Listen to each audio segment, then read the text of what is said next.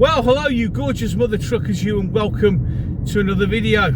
So, some of you, in fact I've got a funny feeling quite a lot of you will have already seen the video with the Royal Marine who has been silenced, victimised, pressurised, bullied, threatened into silence.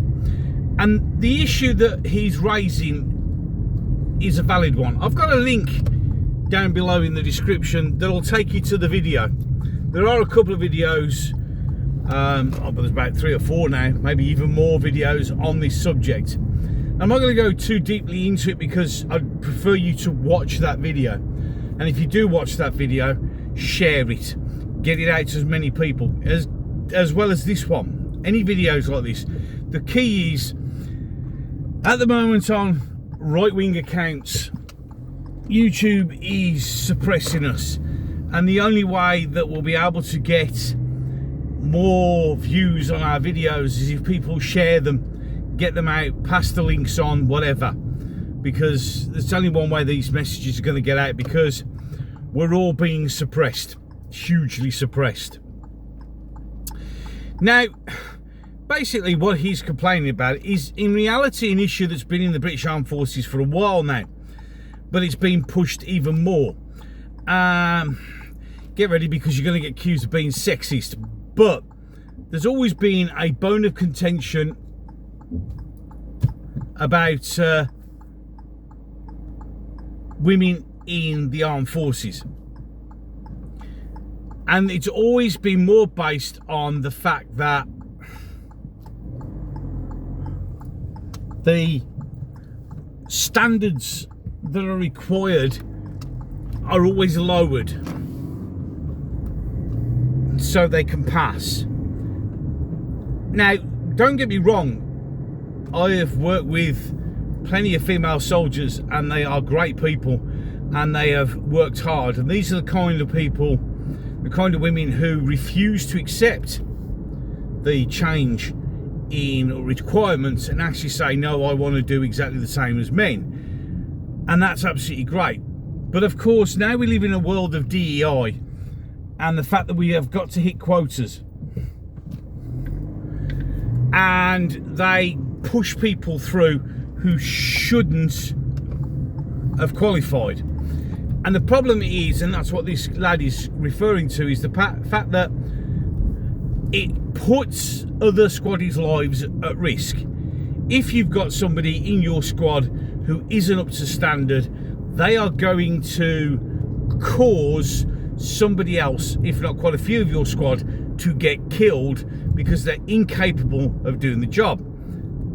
And that's not sexist, because as I said, there are many female soldiers that I've worked with for a long time, and they're all really good soldiers, and it's not about that. And that's what this guy was saying as well. It's not about women in the army as such, it's about the continued dropping of standards to allow them to pass. The standards in armed forces are there for a reason. They are there to make sure that you all work efficiently and you all know what each other's doing, and you all have complete and utter faith in each other's ability. Now, if you think you've got a few dodgy ones in your squad, it's going to cause issues. It just is. And that, I would imagine, also could apply to males of certain ethnic religions as well. I would imagine that they're being allowed or being pushed through when they shouldn't be. It's a dangerous job being a soldier, as it is being an airman, as it is being in the Navy. It's a dangerous job. You're going into places where people are going to be actively trying to hurt you, if not kill you, and you need to be able to rely on everybody else to do their job. It's that simple. So he tried this. Watch the video, you'll get it in more detail. And basically, well, he upset higher ups and somebody in the government, and now his life is becoming hell. He's been arrested. Well, he's been done what appears to have happened quite a few times to Paul Thorpe and people like that, where they've been come back from somewhere and they've been dragged off to a room The police love to use the Counter-Terrorism Act as a way to bully you and frighten you and scare you into submission. It is what it is. That's what they do. That's what they do best. It's a misuse of an act to suit them, basically. It's to give them an advantage. And it's wrong. Very, very wrong. But it is what it is. And there's not a lot you could do about it because they are doing that. And it's all part of suppressing questions. It's all about stopping people. I've got to make sure I'm not on the curb because we'll get done otherwise. It's all about suppressing people. It's about suppressing statements of truth and fact. It's bad, but it's something that's not uncommon. And I'm wondering whether it's these levels. I mean, if you watch the video, I said I'm not going to go into it in detail. You watch the video and you can see what they do and how they do it. It's not good. It's not pleasant. And I'm thinking this is why the trio, Richard Inman, Danny and Paul Thorpe, have suddenly stopped saying they're going to stop going to marches and they're not going to be talking too much about politics anymore. I'm thinking that we're getting to a stage where we can see the communist state that is Stalin's Britain coming down hard on people. Even though I've got a small channel, I'm expecting that to happen eventually. I think we all are. All of us who speak like we do are kind of all expecting sooner or later that somebody's going to come knocking that door. And we've mentioned it before. They will do, it appears, absolutely everything and anything to silence anyone who dares speak out against them. It is dangerous times. It is frightening times. It is not the United Kingdom I grew up in.